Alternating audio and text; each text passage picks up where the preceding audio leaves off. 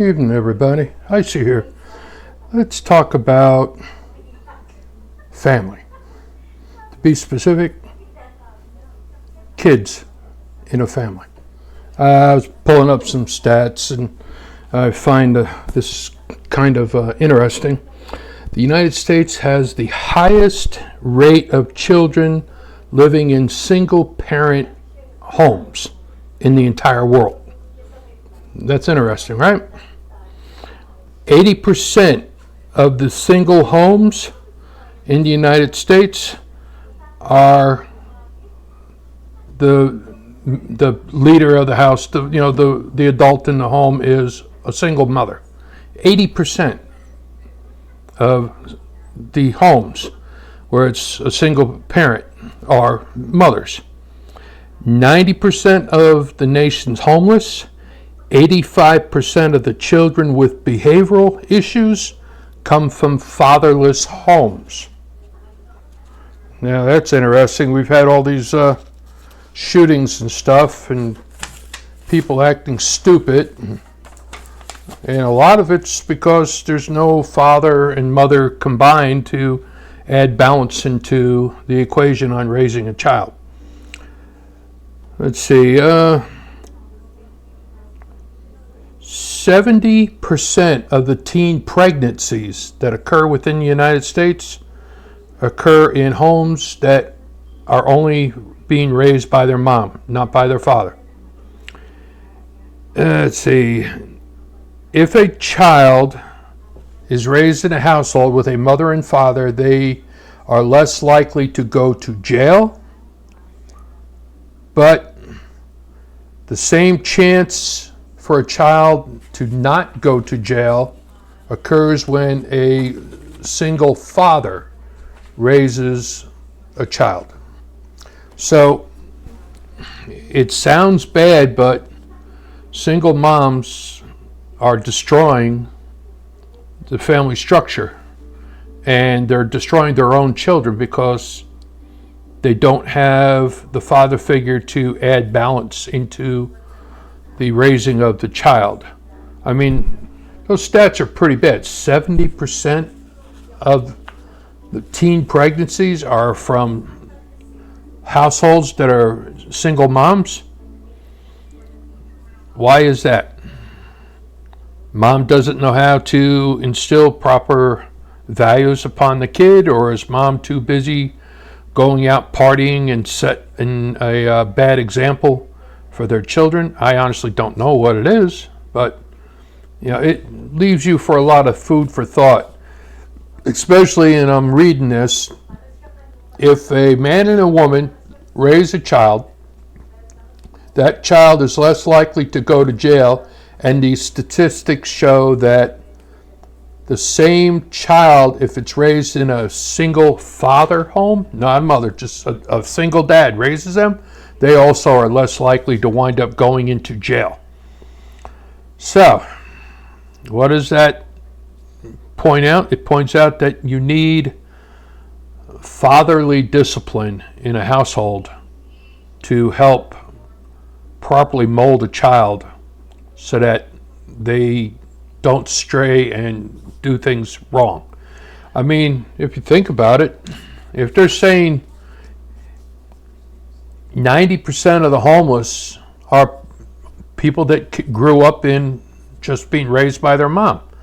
They don't have any value on what to do in their life, how to correct things and do well, 85% of the children with developmental issues come from single mother homes. So maybe it's time that the Me Too movement, the feminism movement stop. I mean, I'm currently watching, you go on YouTube, I'm laughing my ass off on some of this stuff, but there's a lot of these women that are in their 40s now, single, good looking women, but they're not wife material, they're not mother material, they are self-absorbed women that only care about what a person provides for them and not what they can bring to the table. I mean, a relationship is 50-50. You know, it can't be one side or the other. And I'm watching some of these women, you know, saying that, you know, they're not going to date a man unless he makes a certain amount of money. It's like, it's never been about the money. It's always been about the commitment between the two partners. If you're going to rely on the man only, the man don't need you. He can find someone else. You want to know why a lot of men in this country are going overseas and marrying women in other countries? It's for that very reason. Other countries, they still teach, what's the term? Domestic value. Okay? A guy, yeah, he may like to, you know, be with a woman who's a career woman. But at the same time, a man wants a family and he wants stability within the family. If the man can provide for the family, having the wife stay at home to provide support for the children and to be a guide for them as they are growing is important.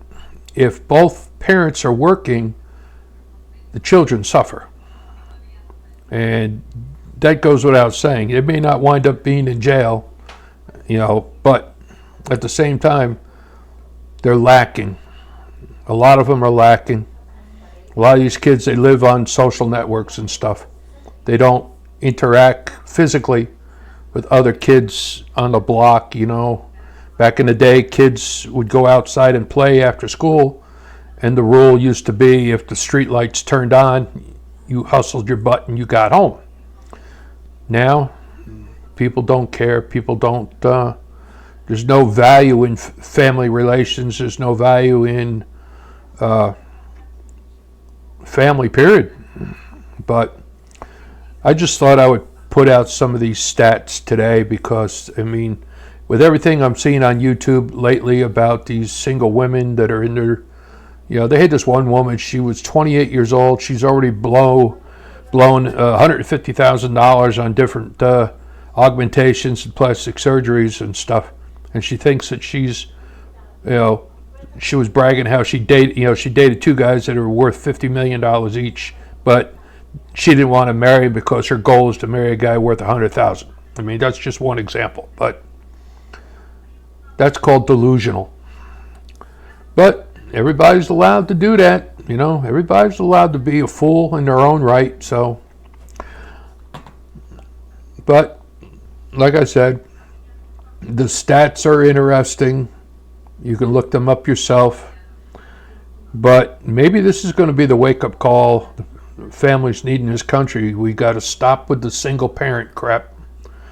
We got to stop having babies out of wedlock. You know, and it's not an abortion issue. It's a responsibility issue. There's 15 different ways to prevent you from getting pregnant. So if you get pregnant, that's on you. You know, and if you can't say it's the guy's fault too. The guy should have used a condom. But if you're not smart enough, be on the pill day after pill, you know, diaphragm, what do they call it, IUDs or whatever the hell it is. That's on you too. And I, for one, I don't agree with Planned Parenthood getting $500,000 every year, you know, for what? To provide abortions? Not funny. But that's a different story. I see out.